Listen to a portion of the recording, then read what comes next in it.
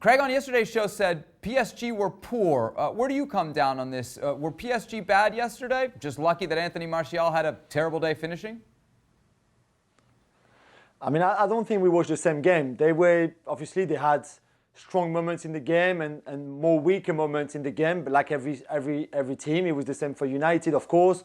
Martial missed a huge chance, especially the first one, and then Cavani hit the crossbar. PSG also had chances. I watched the game again today, and they could easily have been 2-0 up, for example, at some point in the first half. Fred could have been sent off halfway through that first half. So if we start looking at what could have happened on if and buts and all of that, the debate will never end.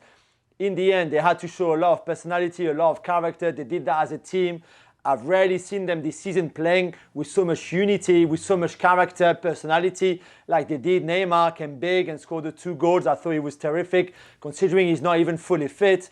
And I just thought that overall it was a very good performance, the way they kept the ball in the first 20 minutes. Then when they had to dig deep, and they did that. And when United were on top, they were on the back foot, but yet they kept it together, and I think they went through that all together. And then when they had to be sharp offensively, they were. And I think they deserve their win, and they deserve to be top of that group right now. Don, where do you come down on this? Did PSG deserve the 3 points, or did United give them away? I think a bit of both. I mean, I talked about personality and character. I commentated on their last game against Leipzig, and Leipzig were terrific. Leipzig probably could have won the game 4 or 5. But what I've come away from that game watching PSG is they showed loads of bottle in the game, and that's always been a question mark that's been, I think, landed towards the PSG players. Are they just flair players? They're good when they've got the ball. I'm seeing a little bit of a different side to them. I think Thomas Tuchel's a little bit spiky as well. But the game against Man United was a high-quality game. And United, yes, granted, missed some chances. But I'm with Jules, really, the first half especially. I thought PSG were excellent. Neymar looked sharp. Mbappe gave some loose balls away. But when he had the ball at his feet, no one could get near him. He's very tricky. His step overs are all coming off. And when it's Champions League, high stakes, I think everyone wants to look at a game of football and think, well, PSG should be brilliant because they've got Neymar and Mbappe. They forget the opposition that's playing against them. And Man United played well in the game, but the scoreline doesn't lie. Yeah, Don, for all that, and they're all fair points, Anthony Martial misses a sitter, and that very much could have changed the story of this game. Jules, it's obviously easy to say this now in hindsight, but the decision to keep Anthony Martial and instead sell Romelu Lukaku hasn't aged well for Manchester United, has it? No, but the different style of strikers, the different players, there's the things that Martial can bring you that Romelu can't. There's things that Romelu does really well now at Inter that he didn't do really well when he was at United. I think he wanted to leave as much as they were ready to sell him. He didn't really feel the love that he's feeling right now at Inter and in Italy with Conte than he did at United. There was always a yes, but his first touch or his finishing, he never scores against the big clubs, blah, blah, blah. And I think Romelu had enough of that. So it's as much down to United's fault than Romelu himself, and it's far more complicated than just, they kept Martial and they sold Lukaku. But Martial had a really good season last year. Yeah, of course, he missed two, especially the first one, big chances on Wednesday night against United, which a striker of his caliber or forward of his caliber should not miss. But that's not why United lost the game. They lost the game because Fred was allowed to come back on the pitch on the second half by Ole Gunnar Solskjaer, which should have never happened.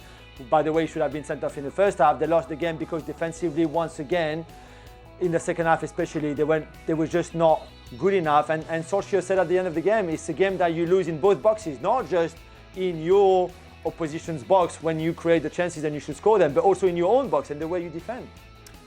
Don, as far as Martial concerns, obviously the question with him for the last 12 months has been, is he good enough to lead this Manchester United line? When he misses a sitter like that, do we have our answer in a big game? Well, I've never been convinced in terms of him being a number 9. I think he's a guy that can come off either flank, especially the left-hand side, and looks dangerous. Last season, I think he had his best numbers, and he was starting to convince people. But I don't think he's a natural number 9. When I speak to people like Michael Owen, they're not convinced he's got the desire and the hunger. I think they've got to be ruthless. When you're a number 9 and you want to get the amount of goals that the top-end strikers get, you see what impact Cavani's had since he's been at Man United. He is a proper number 9. He makes number 9 runs. When he's in front of the goal, he's normally prolific. He was another one that was very unlucky when he hit the crossbar, when he lobbed the goalkeeper. So I think you can see Anthony Martial is always going to be inconsistent because of where he plays. His best moments in the games come from that left-hand side. When he's playing as a centre-forward with his back to goal and he's got two centre-halves behind him, it doesn't come naturally to him.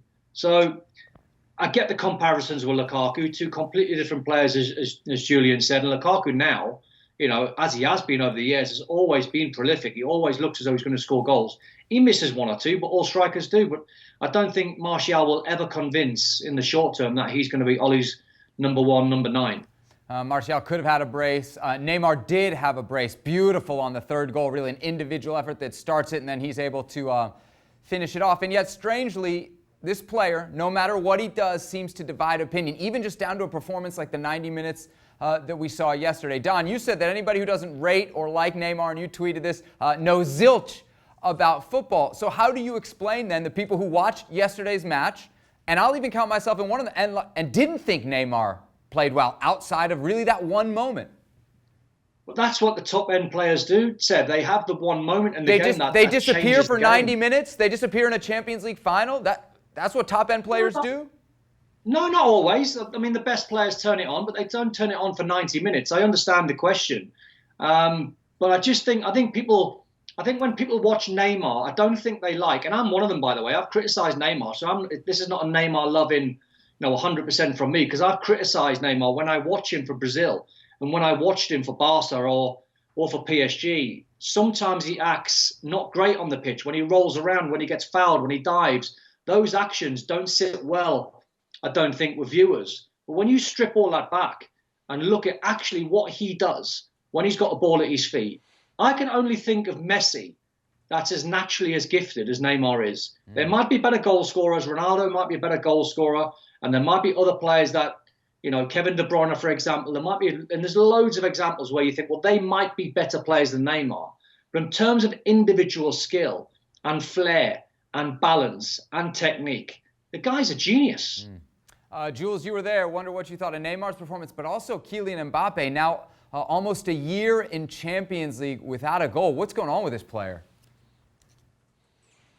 Yeah, if we start with Kylian, he's not fully fit. Let's be honest. Let's start with that. You saw again on Wednesday night that he was not just there yet when he accelerates with the ball. I think mentally he's on 99 goals for PSG. I think he's maybe trying too hard to get to 100. He knows that the stat that he hasn't scored since December of last year in the Champions League, and I think also that's a weight on his shoulders. And I think maybe he tries too hard to get that, and at times where maybe he should not shoot or take, and going for goal, he does, and I think that's counterproductive. So apart from that, I don't think there's any worry to have over him. For Neymar, I just thought he was brilliant. Of course, sometimes he disappears, and of course, sometimes he loses his head a little bit when he tries to take on the whole world on his own, or he tried to take on Fred and McTominay on his own, for example. And God, how much McTominay, kicked him through the game.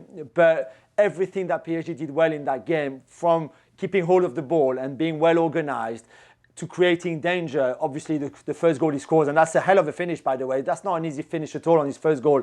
The second goal, as you mentioned, right at the end, a move that he starts by taking on 3 United players and then runs 60 yards, and then in the end still has the intelligence and the lucidity to stop his run, move away from Maguire to then have a simple tap-in. A lot of people would have stayed where they are after running all that much, the whole length of the pitch. But he had that intelligence of stopping the run, take that step back to have an easy finish then. But everything else, the header from Marquinhos on the bar comes from him. The backer chance come from him as well. All the differences that he made. I just don't understand how you cannot rate him after the game like this. Of course, all the antics, I understand what Don is saying, and that's a fair point. Although I think he's slightly improved a bit on that. But overall, technically, he's incredible. Thanks so much for watching ESPN on YouTube. And for more sports highlights and analysis, be sure to download the ESPN app. And for premium content and live streaming, subscribe to ESPN Plus.